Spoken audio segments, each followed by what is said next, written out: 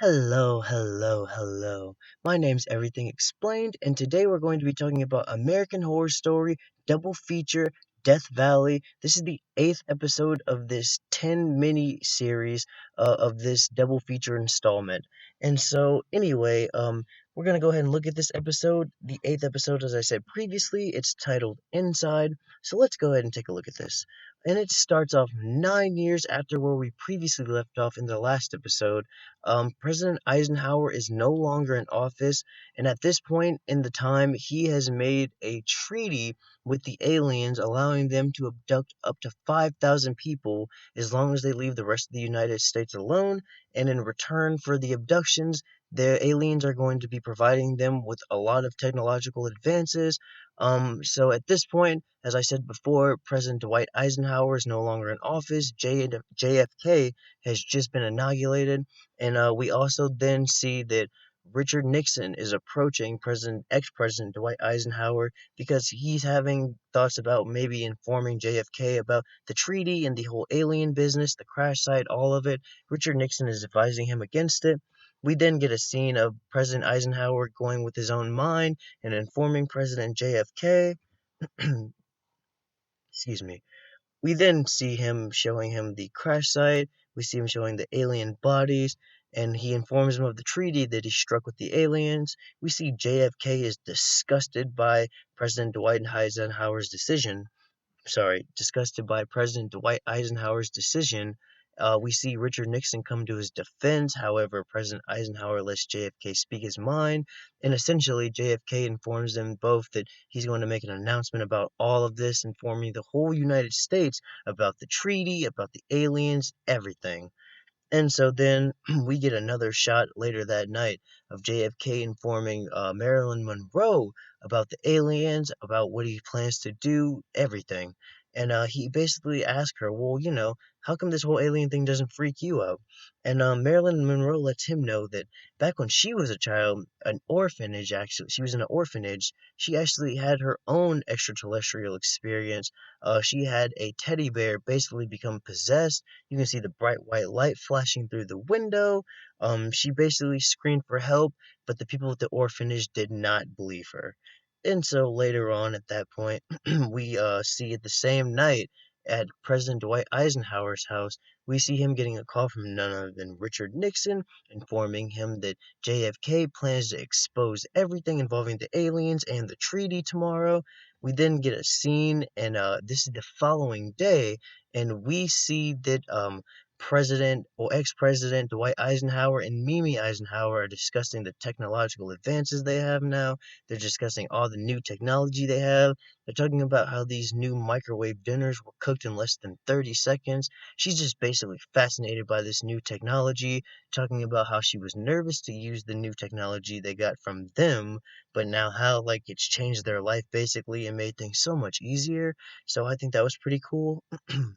We then get a shot of the TV, once again just showing the new technology they got and also letting you know about the deal that President Dwight Eisenhower made at one time. And then we see them both get informed that JFK has been assassinated, and we also see that President Dwight Eisenhower has his own suspicions that Richard Nixon set him up.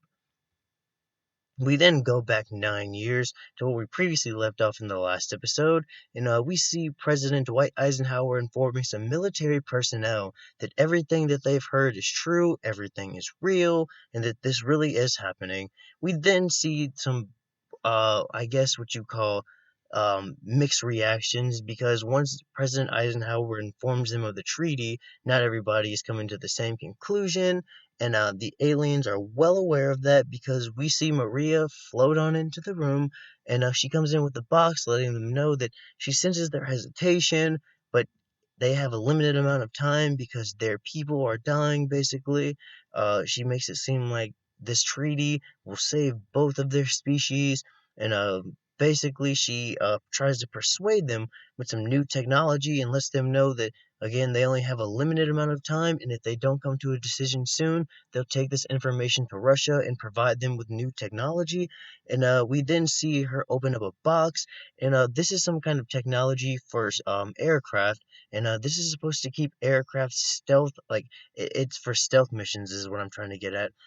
This she informed them that this technology would make any aircraft not visible on a radar, so this would just set them light years ahead when it comes to the war they have with the Soviet Union and Russia. So she's trying to persuade them with technology basically. And after that, again, she informs them that they have a certain amount of time to come to a decision. And after that, Maria comes back to normal momentarily, and then her head just explodes. And so then after that, we get another shot of President Dwight Eisenhower back at home, and we see him discussing what's going on with Mimi Eisenhower. And she is telling him, hey, I think you should make this deal. You can't let Russia get ahead. This technology is only going to come once in a lifetime. Just really trying to persuade him into making the treaty. He's really leaning against it because morally he feels like it's not a right thing to do, but we just see Mimi Eisenhower not budging, really trying to persuade him, and he basically says no, it's not the right thing to do, and he leaves. So then we get another scene of Mimi Eisenhower meeting up with Richard Nixon privately and informing him about the aliens because President Dwight Eisenhower didn't trust him at the time. And so Mimi Eisenhower, she informs Richard Nixon about the aliens. He's in shock, and then he confronts President Eisenhower. He confronts President Eisenhower, and he tells him he knows all about the aliens, the crash site, everything.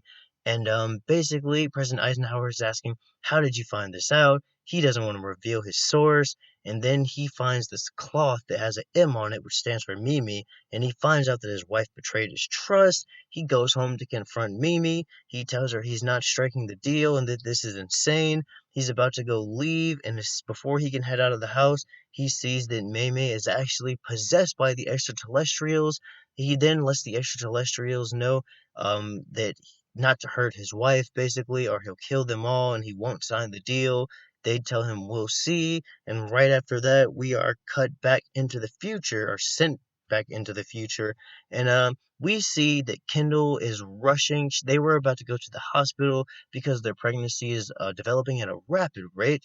And instead of going to the hospital, Jamie suggests they go to a private OBGYN doctor that she knows. And so they get there. The OBGYN is about to give her some sort of an ultrasound. However, she takes a look at the ultrasound and sees this alien hybrid. And she basically starts freaking out. She runs away after telling them she'll be right back.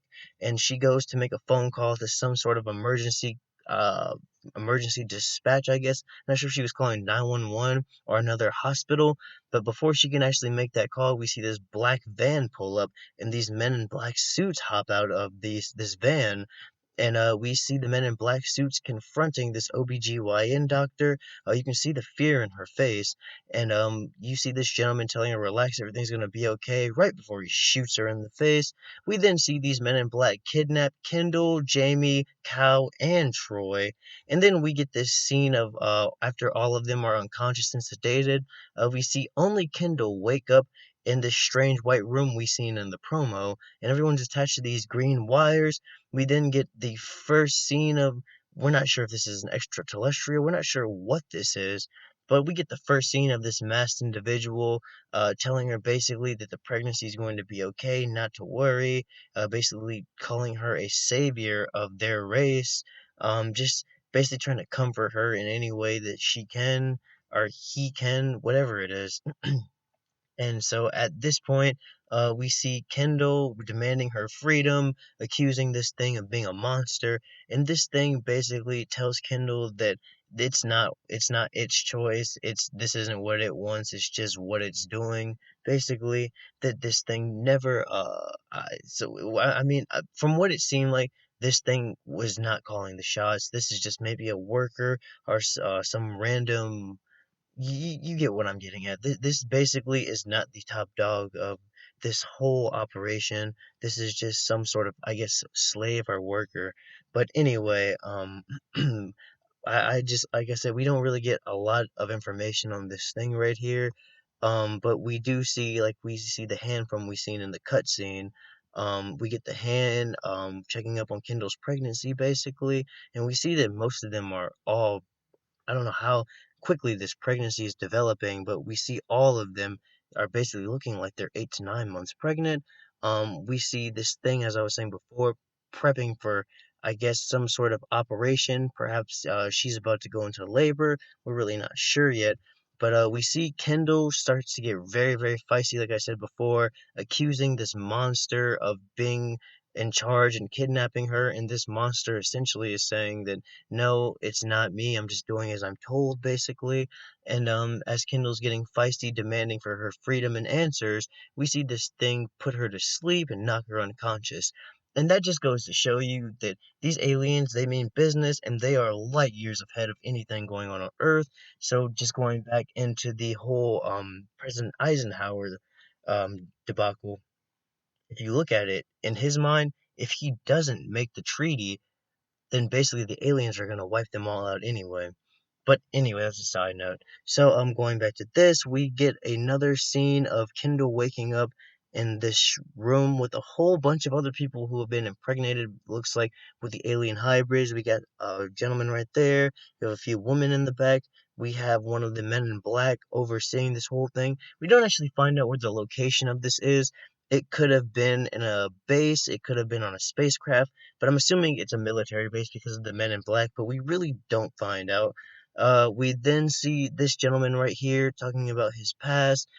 We get Ursula's character talking about how she had been here multiple times over the last 50 years. And we didn't, unless I was missing something, I did not catch either of their names. But we do see that's Ursula's character. And we then get a look at what the cuisine is, I guess. Um, and we see this is, it looks like just gelatin with something inside of it. We get a closer look and we find out they looks like bugs inside of it.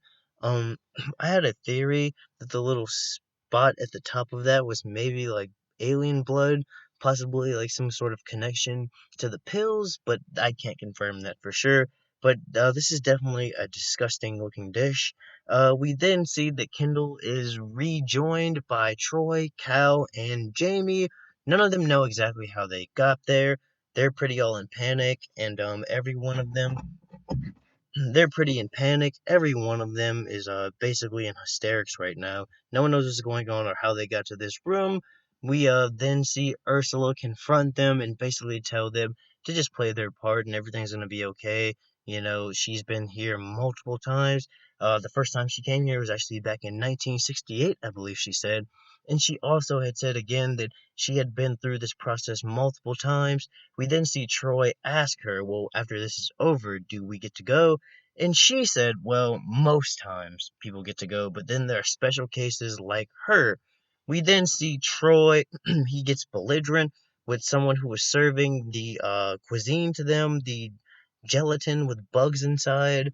But we see Troy, he gets belligerent, as I said before, with the person who was serving the course. We then see the person tell him to calm down. He says no, he wants to know how this baby's coming out of him. He also wants to know, is he going to get to go home after this? He just wants answers. We then see the gentleman who was serving the dish go. He pushes a white button, and then after that, we see these gentlemen in black suits come. They basically subdue Troy. They take him away to this room. We get this creature again, this masked individual, telling Troy that he's doing a great deal for their planet, and basically,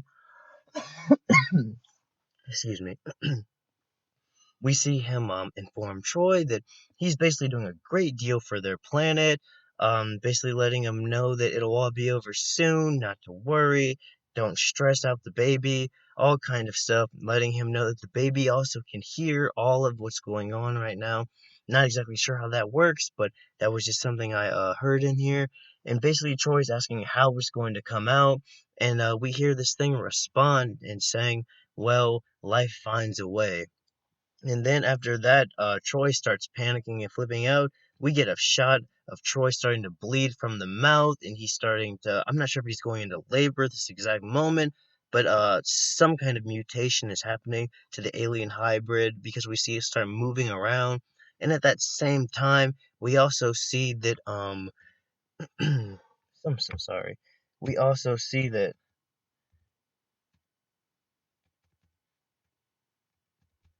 my computer does not want to be my friend today. Anyway, right after that, we get this shot right here of the alien masked individual taking off, revealing that it's a hybrid played by Angelica Ross's character.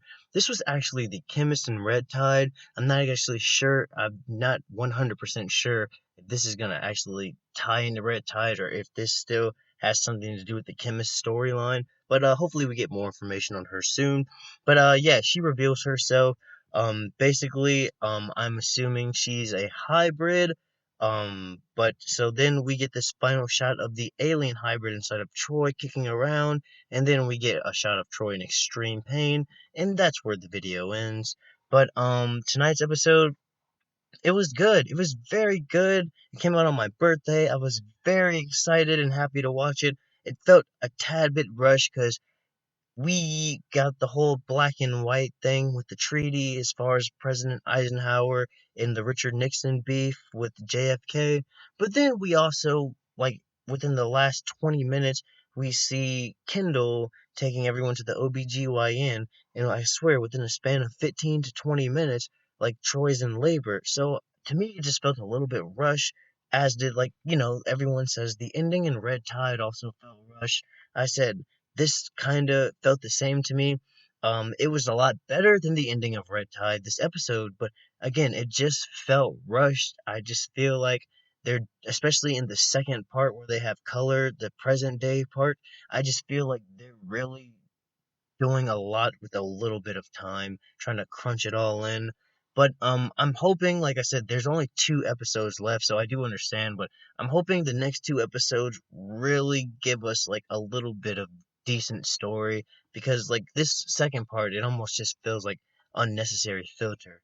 But I really enjoyed the previous part, the black and white. I enjoy seeing the head explosions. I enjoy seeing the alien possession. I think all of that is very neat. I think the special effects and the production on it is great.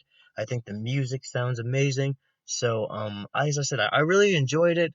I'm going to be reacting to the promo for next week's episode. I believe it's titled Blue Moon, but I will be for sure on that when I let you know. I'm sorry this video was a little bit rushed. Like I said, it was my birthday today. I have guests, so everyone's upstairs. I had to come in my car and shoot this. It was a really last minute thing, but I knew all week this was coming out, so I don't know. There's no excuses, but I just hope you guys enjoyed. If you did, like, subscribe. As I said before, I'm going to be reacting to the promo for episode 9, I believe titled Blue Moon, a little bit later. So yeah, I hope you enjoyed, and I will catch you in the next one. My name is Everything Explained, and you guys have a great night.